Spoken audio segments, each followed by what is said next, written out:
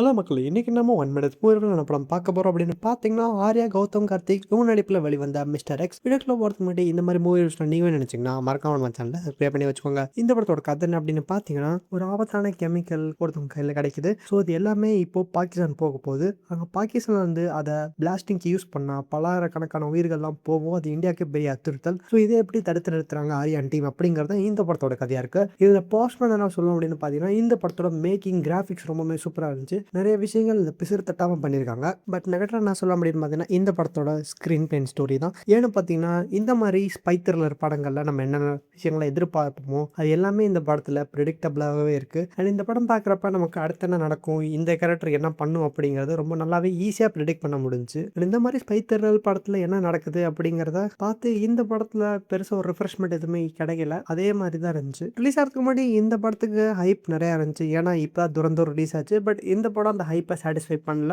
ரொம்ப ஆவரேஜா தான் இருந்துச்சு. சப்போஸ் நீங்க இந்த படத்த பார்த்துருந்தீங்க, உங்களுக்கு இந்த படம் எப்படி புடிச்சிருந்துச்சு, பிடிக்கல அப்படிங்க உங்க ரிவ்யூவ மறக்காம கமெண்ட் பண்ணுங்க. Thank you.